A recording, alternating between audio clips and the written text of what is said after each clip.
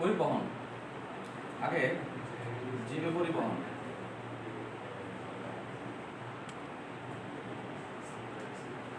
জীবে পরিবহন, তাহলে ফার্স্ট আমাদের টপিক হচ্ছে জীবে পরিবহন, এবং এটা দুই ধরনের হয়, একটা উদ্ভিদের আর একটা প্রাণীর।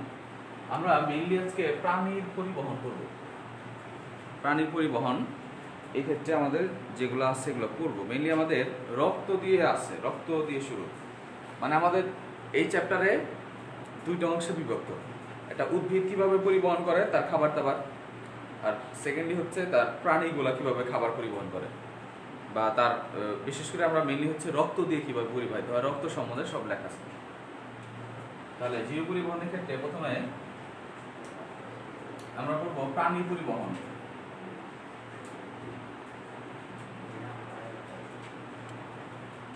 প্রাণী পরিবহন ও প্রাণী পরিবহন আর হচ্ছে উদ্ভিদের পরিবহন।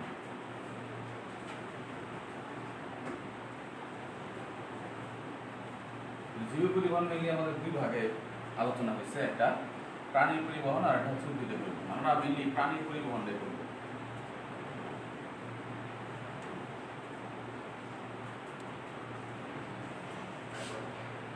তাহলে প্রাণী যে খাবার খায় বা মানব বডি যে খাবার খাচ্ছে, এই খাবারটা মেইনলি পরিবাহিত হচ্ছে রক্তের মাধ্যমে।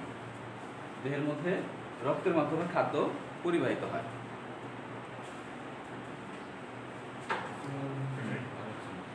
রক্ত কি?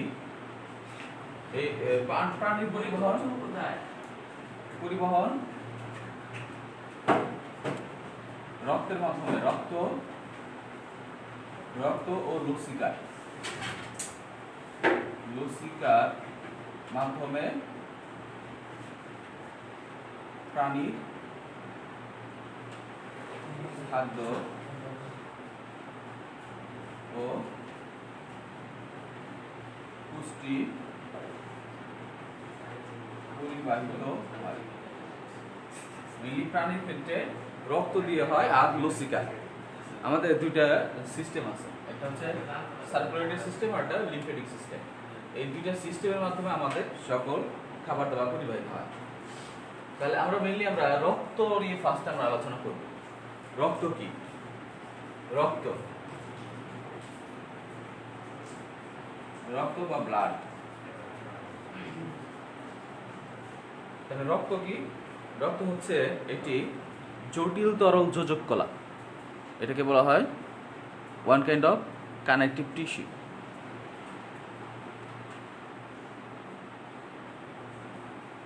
রক্তকে বলা হয় জটিল তরল যোজক কলা।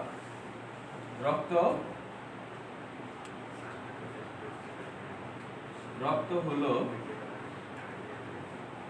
এক ধরনের জটিল তরল যোজক কলা।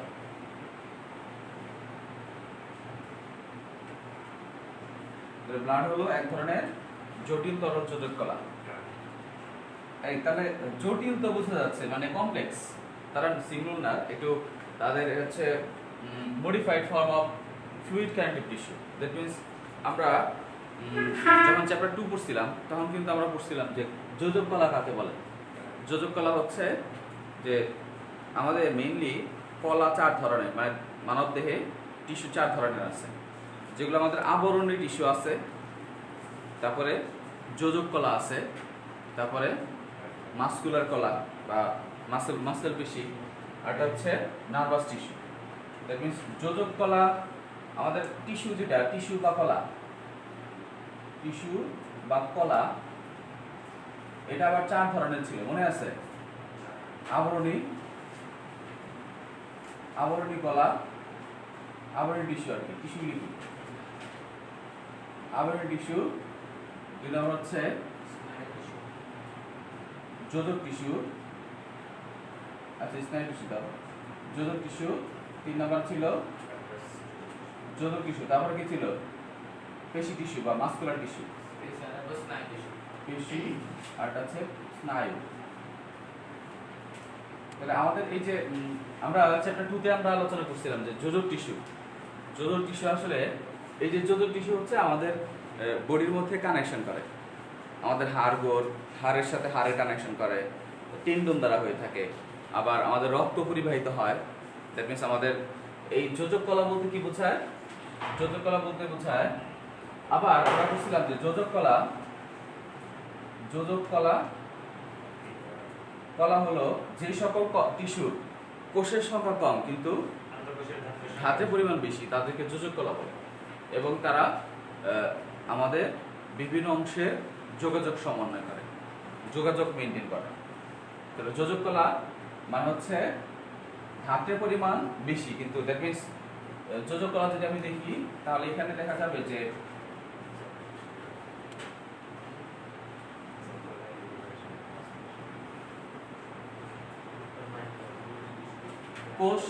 কোষের সংখ্যা কম আছে, কিন্তু কোষের সংখ্যা কম কিন্তু কোষের মাঝখানে যে পদার্থ, এই পদার্থগুলো বেশি থাকে,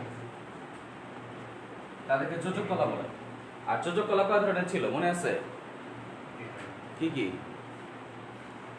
ফাইব্রাস যোজক কলা, ফাইব্রাস যোজক কলা, তারপরে স্কেলিটাল, আরটা কি? স্কেলিটাল, আরটা তরল যোজক কলা। তাহলে যোজক কলা যে ছিল, আমাদের রক্ত হলো এক ধরনের তরল যোজক কলা। রক্ত এক ধরনের তরল যোজক কলা। তরল মানে কি? সে লিকুইড অবস্থায় আছে। আর ফাইব্রাস যোজক কলা জানে কি ছিল? কে বলতে পারবা? খুব খুশি হব। এই ফাইব্রাস যোজক কলার একটা এক্সাম্পল বলো তো দেখি। না দেখে টেন্ডন অ্যান্ড লিগামেন্ট। ফাইব্রাস যোজক কলার এক্সাম্পল হচ্ছে টেন্ডন অ্যান্ড লিগামেন্ট। আমাদের দেহের মধ্যে টেন্ডন আছে, হাড়ের সাথে হাড় কানেকশন হয় যে শক্ত দড়ির মতো স্ট্রাকচার দিয়ে, তাকে বলা হয় টেন্ডন।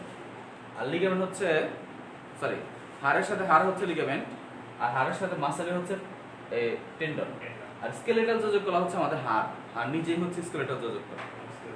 আর তরল যোজক কলা কোনটা? রক্ত এবং লসিকা, এগুলো হচ্ছে আমাদের তরল যোজক কলা। তাহলে এই জিনিসটা বোঝা গেছে তো না? রক্ত হলো এক ধরনের জটিল তরল যোজক কলা। তাহলে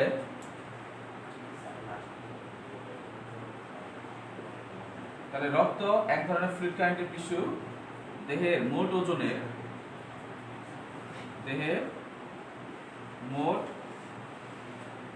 ওজনের 8% রক্ত থাকে।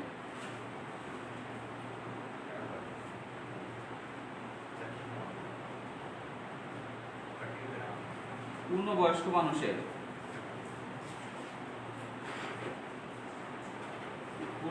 মানুষের 5 থেকে 6 লিটার রক্ত থাকে।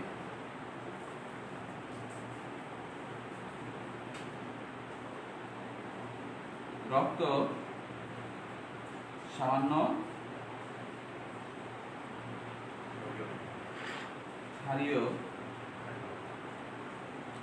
ক্ষারীয় ও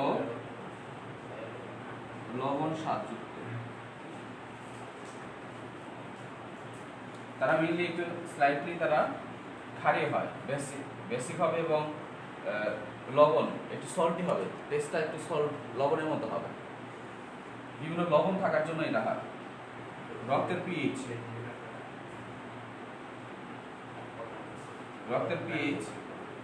7.35 থেকে 7.45।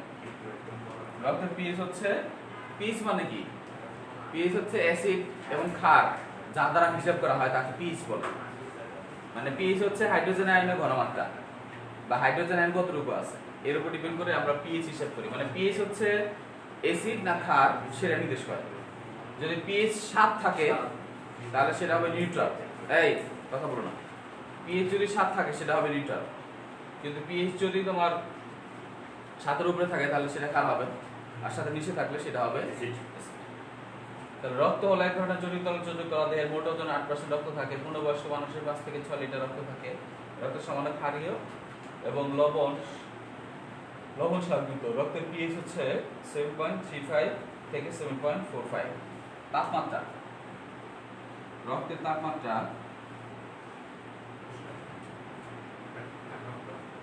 বডির যে তাপমাত্রা হবে রক্তের তাপমাত্রা সেম হবে। রক্তের তাপমাত্রা হচ্ছে 36 থেকে 38 ডিগ্রি সেলসিয়াস, 36 ডিগ্রি সেলসিয়াস থেকে 38 ডিগ্রি সেলসিয়াস, অথবা 97 থেকে 98 ডিগ্রি ফারেনহাইট।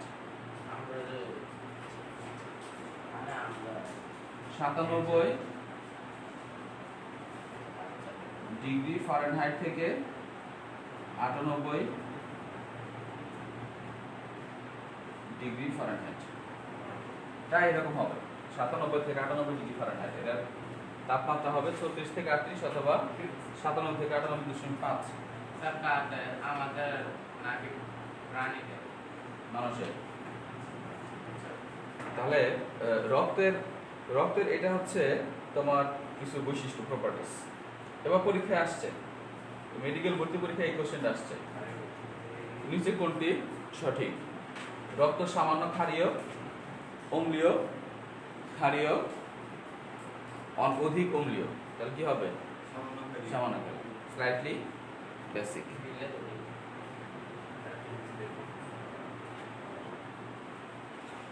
আচ্ছা, রক্তকে যদি আমরা ইয়ে করি, কি করব?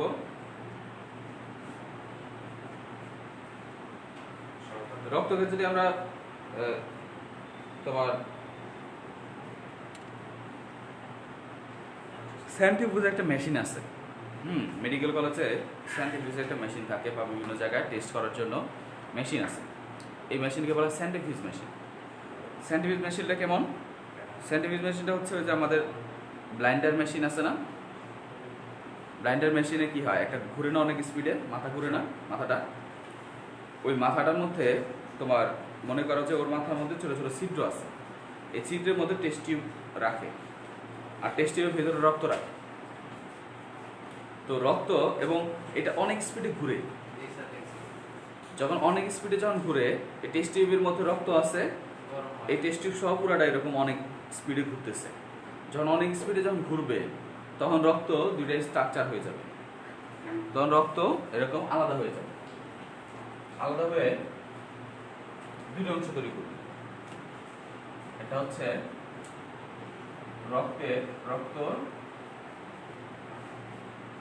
রক্তকে সেন্ট্রিফিউজ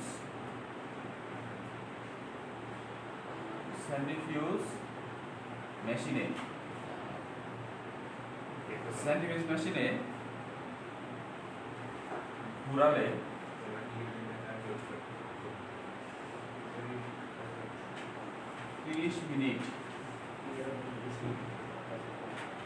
30 মিনিট ধরে ঘোরালে দুটি অংশে বিভক্ত হয়, দুটি অংশে বিভক্ত হয়। আমাদের সেন্ট্রিফিউজ মেশিন দ্বারা রক্তকে যদি আমরা ঘুরে ফেলি, তাহলে সে দুটো অংশে বিভক্ত হয়ে যাবে। একটা হচ্ছে তাহলে রক্ত, তাহলে এর দুটো অংশ আছে, একটা কি কি বললাম, রক্ত রস ও রক্ত কণিকা। আমি যদি রক্তকে এরকম আলাদা করি সেন্ট্রিফিউজ মেশিনে যদি আমি ঘুরাই, অনেক স্পিডে যদি করি, ঘুরাতে থাকি, তাহলে 30 মিনিট পর দেখা যাবে রক্তের উপর দিয়ে উপরের অংশটা একদম হলুদ ফ্লুইডের মতো হয়ে গেছে, আর নিচের অংশটা রক্ত কণিকা হয়ে গেছে। তাহলে রক্তের মেইনলি দুইটা উপাদান আছে, একটা হচ্ছে রক্ত রস আর একটা রক্ত কণিকা।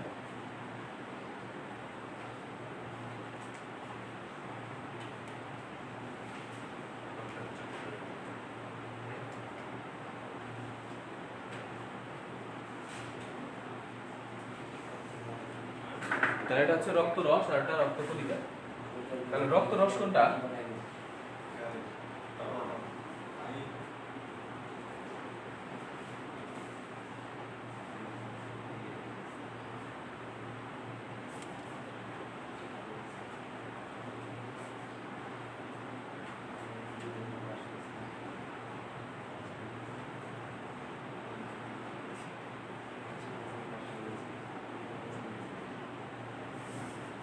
তোরা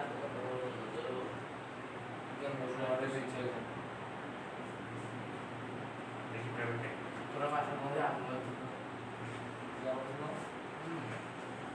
এই যে তো জিজ্ঞেস করো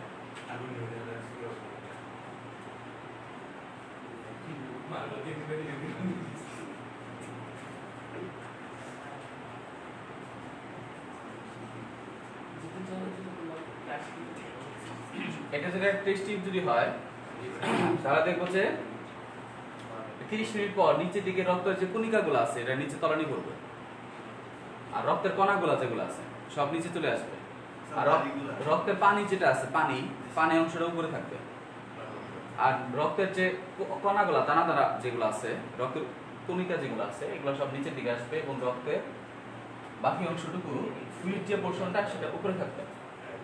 তো আমরা মেইনলি রক্তটাকে দুই ভাগে ভাগ করছি, একটা রক্ত রস আর একটা রক্ত কণিকা। হ্যাঁ এরকম। তাহলে রক্ত রস মেইনলি থাকে, রক্ত রস থাকবে বেশি 55% থাকে, আর রক্ত কণিকা 45% থাকে। রক্ত রস থাকে একটু বেশি পরিমাণে 55% আর রক্ত কণিকা থাকে 45%। আর রক্তের যে রক্ত রস তাহলে আমরা বলি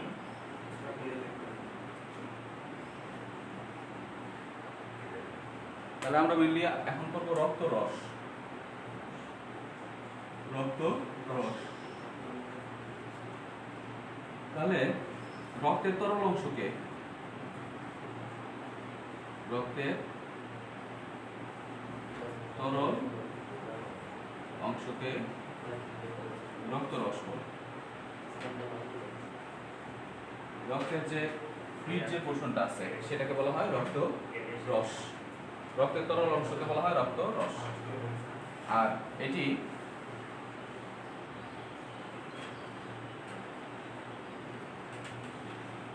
একে সিরাম বলে।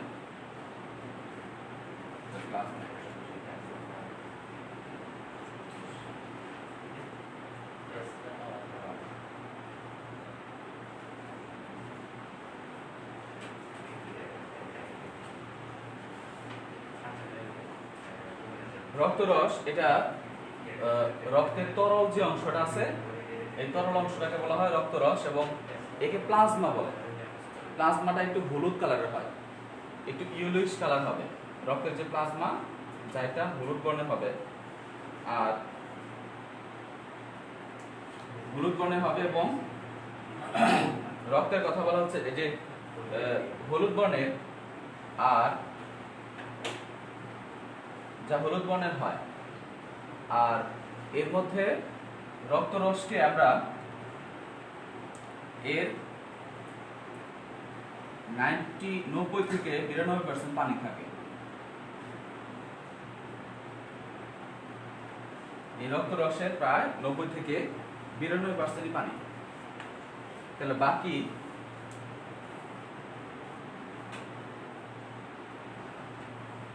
8 থেকে কত হইল তাহলে 8 থেকে 10,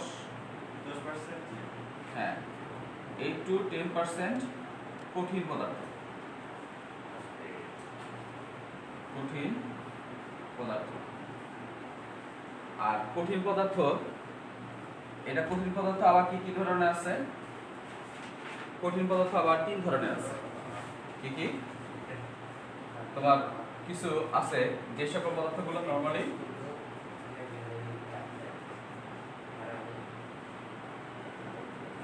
এতে প্রোটিন প্রোটিন তারপর হচ্ছে নাইট্রোজেন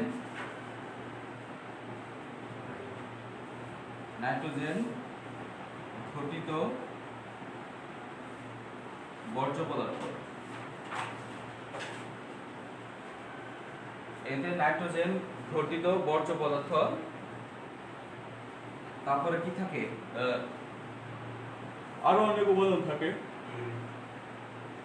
তারপরে থাকে হচ্ছে তোমার অক্সিজেন থাকবে, হরমোন থাকবে, এগুলো আমরা করব। বর্জ্য পদার্থ ও অন্যান্য উপাদান থাকে।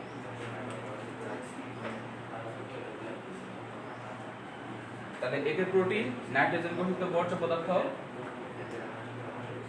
পদার্থ ও অন্যান্য উপাদান থাকে। তাহলে রক্তরস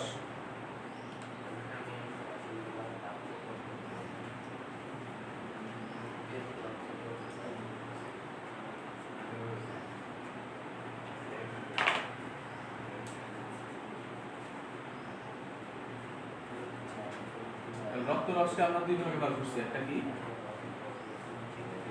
একটা হচ্ছে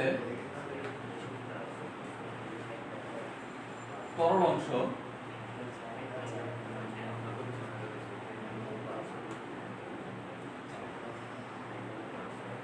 নব্বই থেকে 99%, আর কঠিন।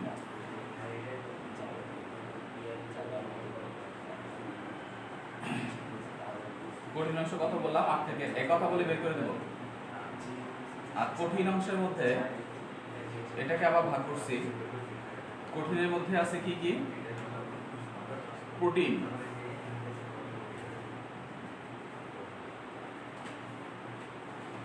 আর একটা প্রোটিন আছে নাইট্রোজেন গঠিত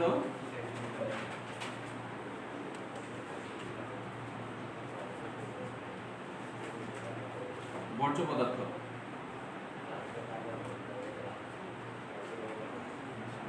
তারপরে হচ্ছে তোমার অনন্য উপাদান। কথা বলে বের করে দেবো।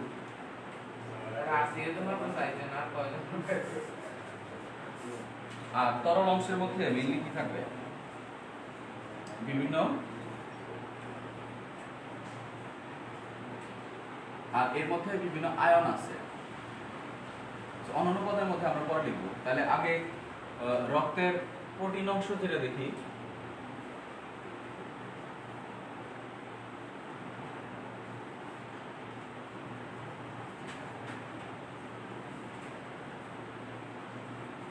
প্রোটিনের মধ্যে, রক্তের মধ্যে কিন্তু অনেক প্রোটিন থাকে। আমাদের কিছু কিছু, অনেক না, মোটামুটি প্রোটিন থাকে যেগুলো আমাদের কি করে, অনেক কাজ করে। আমরা উপরে লেভেলে পড়ব। এই যে প্রোটিন যেটা আছে, রক্তের যে প্রোটিন, এই প্রোটিনগুলা মনে রাখবা যে GPA5,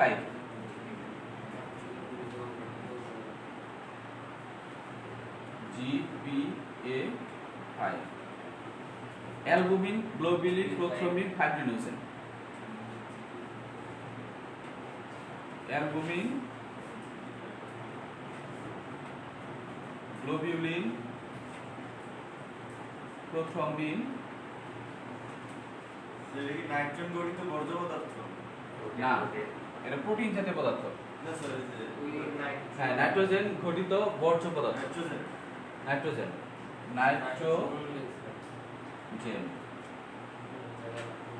গঠিত বর্জ্য পদার্থ কি কি আমরা পরে করব। এর মধ্যে প্রোটিন আছে অ্যালবুমিন, গ্লোবিউলিন, প্রোথ্রম্বিন, ফাইব্রিনোজেন। 5 হচ্ছে fibrinogen.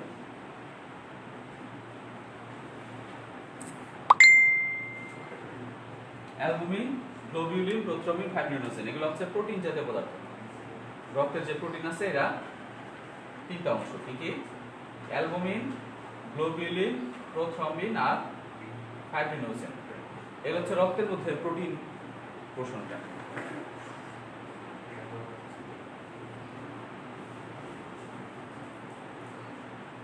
Albumin, globulin, prothrombin, fibrinogen. আর নাইট্রোজেন গঠিত যে বর্জ্য পদার্থ আছে এগুলোকে আমরা মনে রাখবা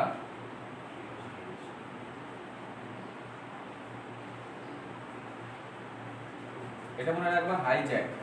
আমরা এর আগে ওই হাই জ্যাক হতে হচ্ছে hypoxanthine, xanthine, urea, uric acid, creatinine.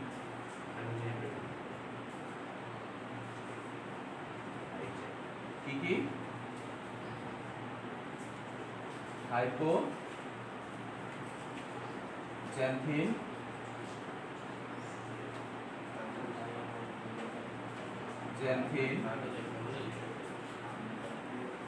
Urea, uric acid,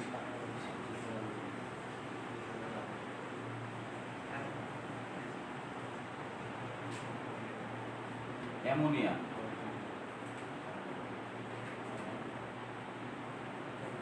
আর হচ্ছে ক্রিয়েটিনিন। এটা আপনার বাংলাটা সরাই।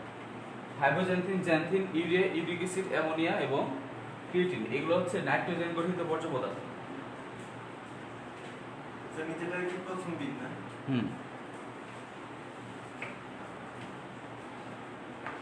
Albumin, globulin, prothrombin, fibrinogen.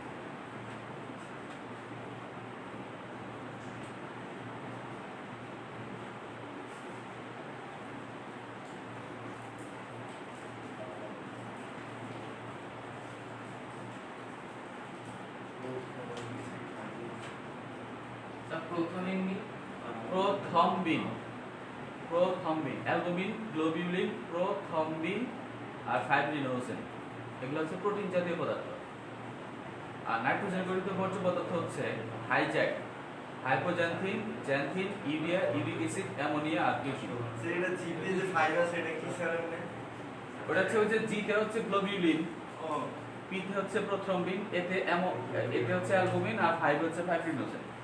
এরকম মনে রাখবা, জিপে 5, জিতে গ্লোবিউলিন, পিতে প্রোথ্রম্বিন, এতে অ্যালবুমিন, 5 হচ্ছে ফাইব্রিনোজেন। আর হাইজ্যাকের মধ্যে hypoxanthine, xanthine, urea, uric acid, ammonia, creatinine.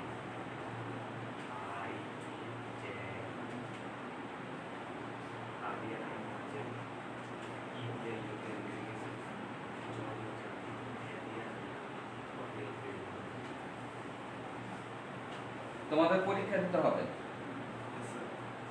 কোন মতে বুঝে আগের অধ্যায় এটা না দিছিলাম আর আসলে আগে অন্য আসলে চ্যাপ্টার 5 কেমিস্ট্রি এবং বায়োলজি চ্যাপ্টার 5।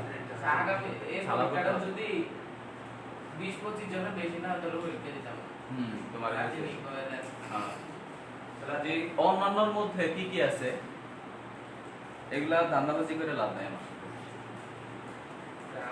আইন পরীক্ষার গতিতেই আগাবে। পরীক্ষা দিতে সবাই একসাথে তাই না? তো সবাই তো সমান অধিকার আছে পরীক্ষার ভিতরে তাহলে অন্যান্যর মধ্যে কি কি আছে, যে অন্যান্য উপাদানের মধ্যে কি কি থাকবে? দুজন পরীক্ষার মধ্যে অন্যান্য উপাদানের মধ্যে আমরা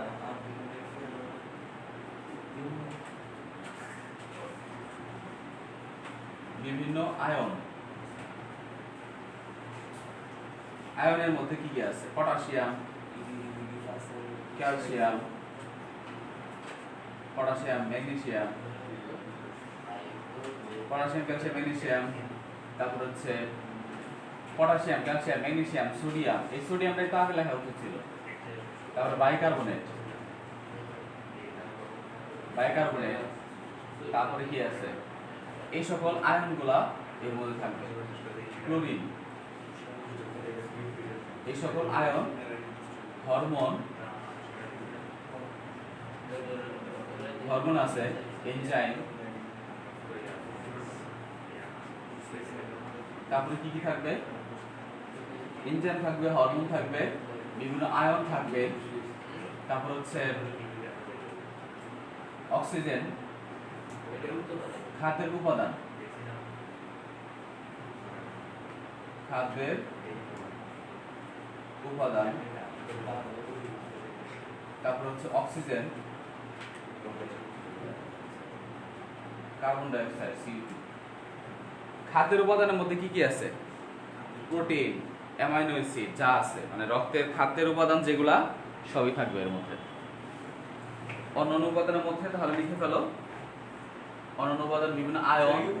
CO2 হ্যাঁ, নিচেটা লিখছেন খাদ্যের উপাদান কমা খাদ্যের উপাদান অক্সিজেন ও কার্বন ডাই অক্সাইড। হ্যাঁ,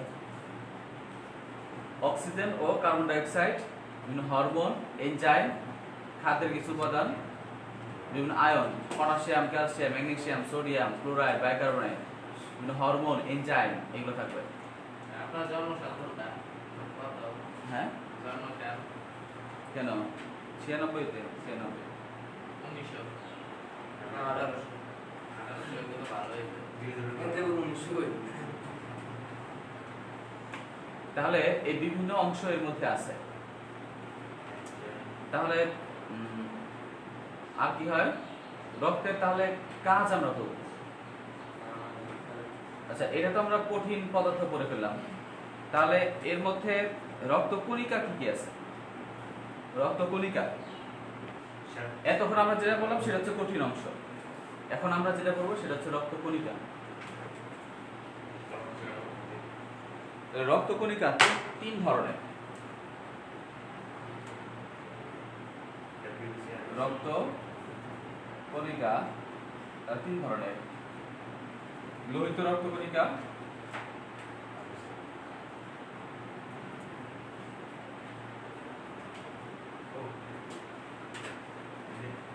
শ্বেত রক্তকণিকা,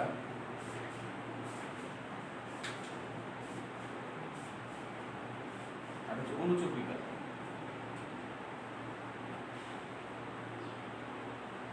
লোহিত রক্তকণিকা, শ্বেত রক্তকণিকা আর অনুচক্রিকা। লোহিত রক্তকণিকা যেটা আছে এটাকে আমরা তো শ্বেত রক্তকণিকাকে আবার কয়েকটা ভাগে ভাগ করছি, আর কোনোটার মধ্যে কোনো ঝামেলা নাই। শ্বেত রক্তকণিকা আবার শ্বেত রক্তকণিকা এর আবার দুই ধরনের। একটা হচ্ছে গ্রানুলোসাইট,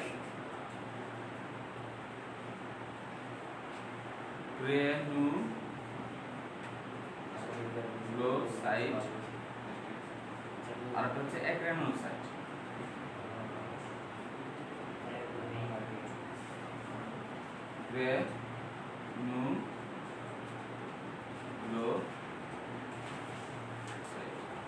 এটা হচ্ছে গ্রানুলোসাইট,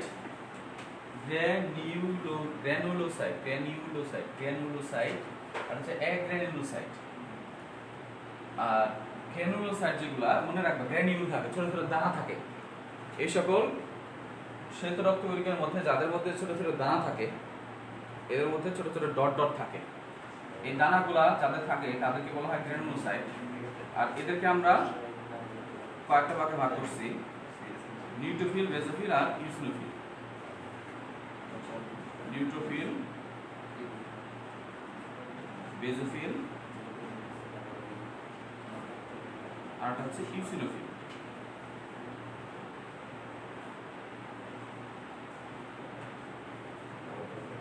আর অ্যাগ্রানুলোসাইট তারা হচ্ছে দুই ধরনের, মনোসাইট আর হচ্ছে লিম্ফোসাইট।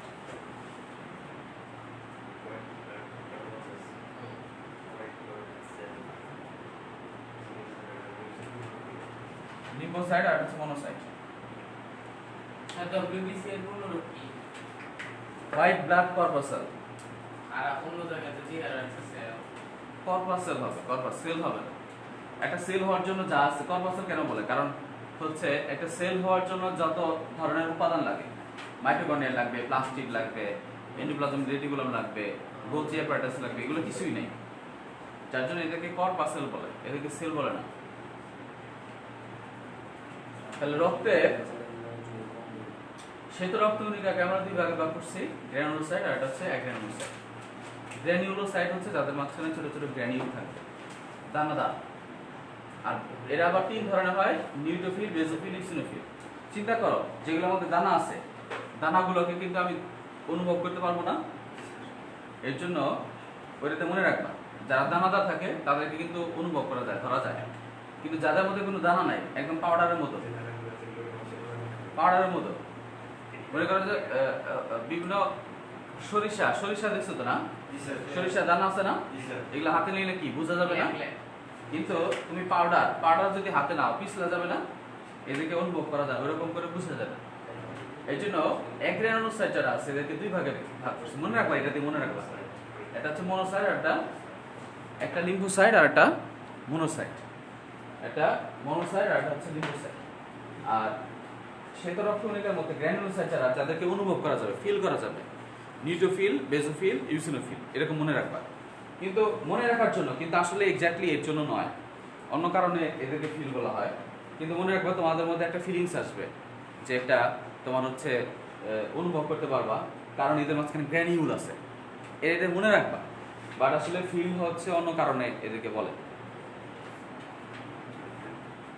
এক্স্যাক্টলি হচ্ছে নিউট্রোফিল।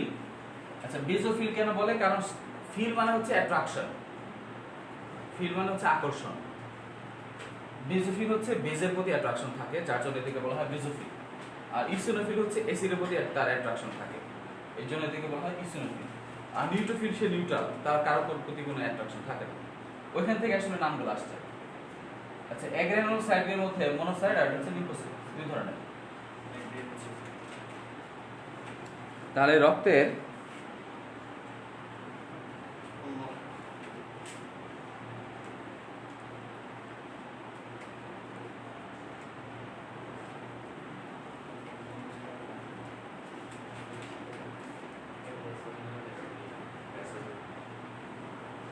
গ্রানুলোসাইট আর হচ্ছে অ্যাগ্রানুলোসাইট। এখন আমরা করব যে লোহিত রক্তকণিকা।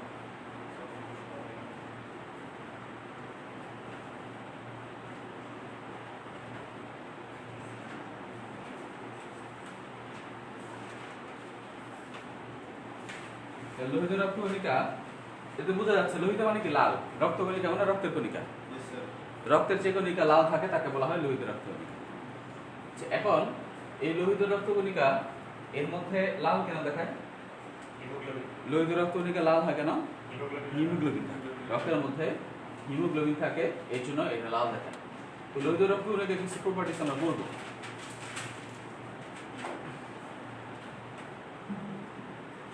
আচ্ছা, কণিকা কেন বলে, মানে কোষ কেন বলে না? রক্ত কোষ, লোহিত রক্ত কোষ কেন বলে নাই? হ্যাঁ, দ্যাট মিনস একটা কোষ হওয়ার জন্য যত ধরনের বৈশিষ্ট্য থাকার কথা সকল উপাদান থাকে না, যার জন্য এদেরকে কণিকা বলে, এদেরকে কোষ বলে না। আচ্ছা, লোহিত রক্তকণিকা যে এরা দ্বি অবতল, দ্বি অবতল গোলাকার, দ্বি অবতল এবং গোলাকার। লোহিত রক্তকণিকা নরমালি হচ্ছে দ্বি অবতল হয়। দুই পাশটা কেমন হবে আমরা পড়বো আস্তে আস্তে, আগে লেখো। এটা দ্বি অবতল গোলাকার এবং আর কি লাল বর্ণের।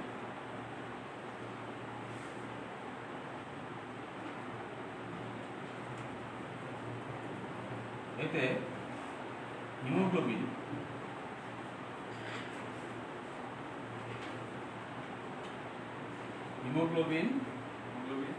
নামক রঞ্জক পদার্থ থাকে।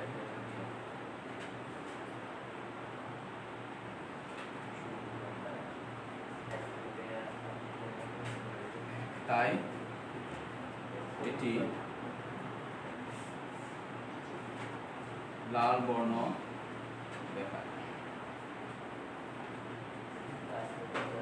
এতে হিমোগ্লোবিন নামক রঞ্জক পদার্থ থাকে, তাই এটি লাল বর্ণ দেখায়। তারপরে কি হচ্ছে যে এটি দ্বি অবতল। দ্বি অবতল মানে কি? দ্বি অবতল হচ্ছে উভয় অংশটা কেমন থাকে? বদ্ধ থাকে।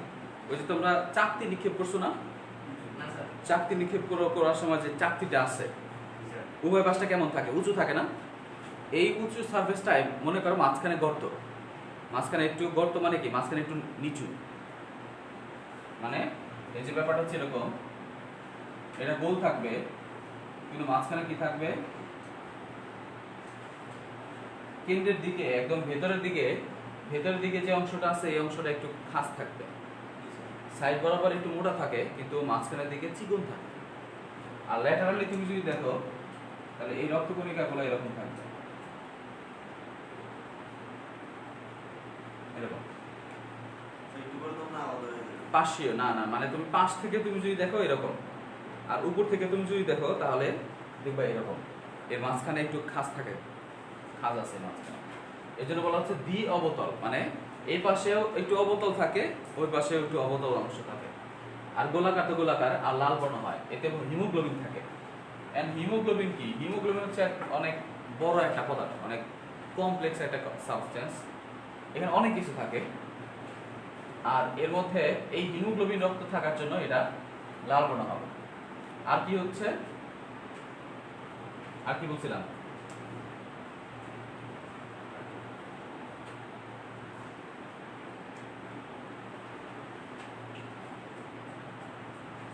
আর কি বললাম? আর এর মধ্যে লোহিত রক্তকণিকার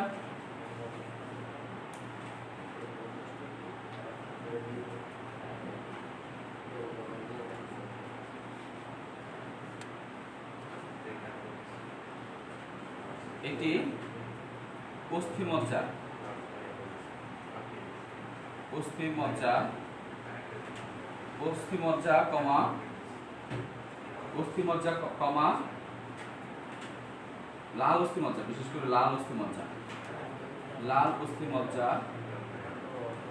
থেকে উৎপন্ন হয়।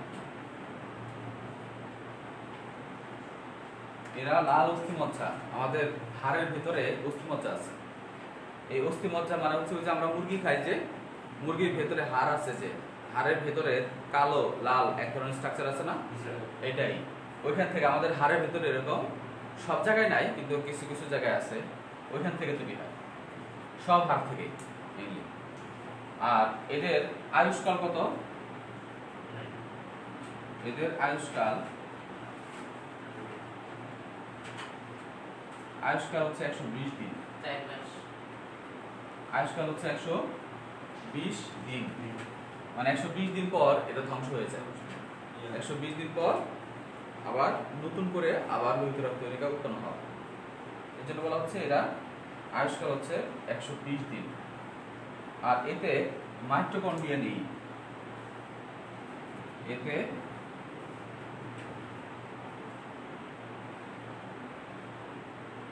মাইটোকন্ড্রিয়া ও নিউক্লিয়াস নেই।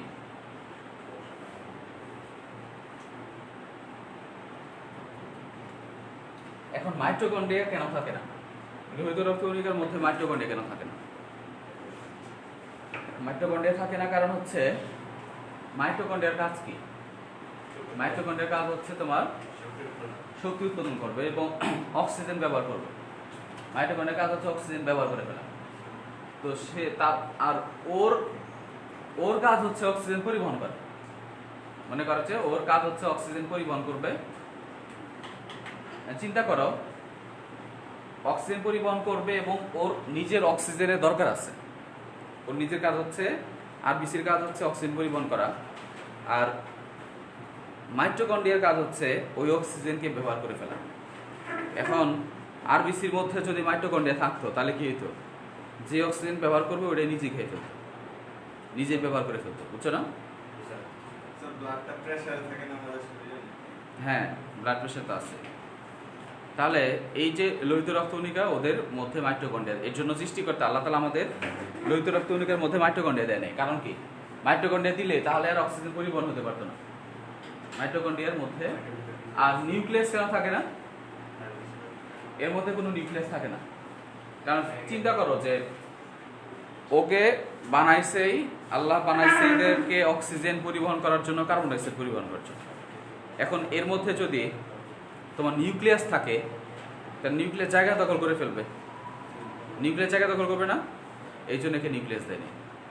অতিরিক্ত যাতে জায়গা না দখল করে, এর জন্য সম্পূর্ণ জায়গাটায় যাতে হিমোগ্লোবিন থাকতে পারে, এর জন্য মূলত এর মধ্যে আমাদের লোহিত রক্তকণিকার মধ্যে কোনো নিউক্লিয়াস নাই, মাইটোকন্ড্রিয়াও নেই। তাহলে আছে কি? আছে হিমোগ্লোবিন। লোহিত রক্তকণিকার মধ্যে মেইনলি হিমোগ্লোবিন আছে, আর কিছু হয়তো বা অন্যান্য উপাদান আছে, কিন্তু এদের আর কোনো বেশি উপাদান নেই, যেমন এন্ডোপ্লাজমিক জালিকা নাই, কিছুই নেই। আচ্ছা, তাহলে হিমোগ্লোবিন দুটি অংশ নিয়ে গঠিত, হিম আর গ্লোবিউলার প্রোটিন নিয়ে গঠিত। আমরা হিমোগ্লোবিন যদি দেখি,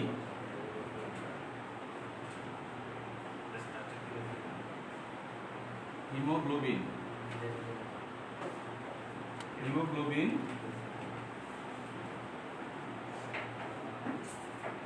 হিম ও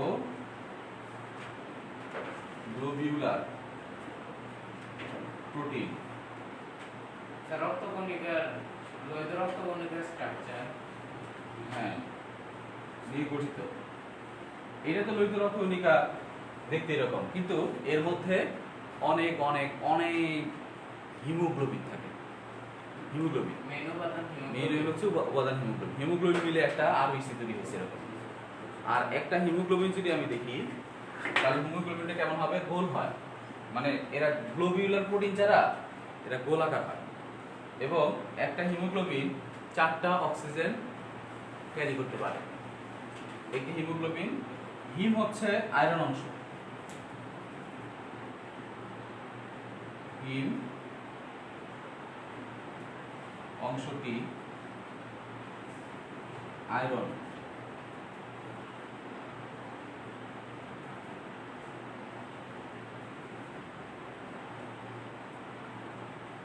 আর গ্লোবিউলার প্রোটিন যেটা, এটা তো প্রোটিনই। গ্লোবিউলার প্রোটিন এটা প্রোটিন জাতীয় পদার্থ। গ্লোবিউলার প্রোটিন মানে গোলাকার পদার্থ, গোলাকার প্রোটিন। গ্লোবিউলার প্রোটিন হচ্ছে গোলাকার এক ধরনের প্রোটিন।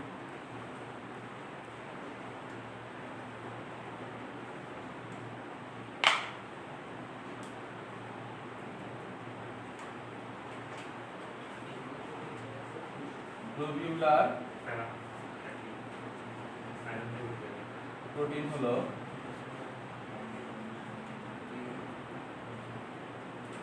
এক ধরনের বৃত্তাকার কি গোলাকার, গোলাকার প্রোটিন।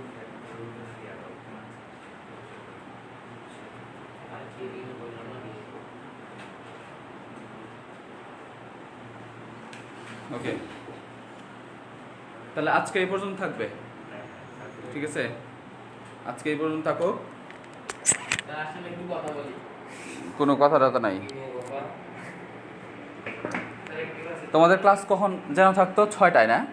না স্যার 12টায় না সকাল 6টায় না? তোমরা কি শনি সোম বুধবার করতা? 12টায় শনি সোম বুধবার করতা? শনি লকডাউনের কথা বলতেছেন না স্যার 6টায় ছিল 6টা, হ্যাঁ। শনি সোম বুধ। তাহলে তোমরা নেক্সট ডে কবে আসবা? কালকে দেশে ভর্তি ছিল না শুনতে 12টা দিয়ে 12টা দিয়ে বাস চলে গেল। আচ্ছা, তোমরা ইয়ে করবা, 6টায় আসবা। 6টায় কালকে কালকে 6টায় না আসলে কয়টায় আসবো বলো? স্যার 9টায় পসিবল। আচ্ছা, আমি জানাই দেবো, গ্রুপে জানাই দেবো।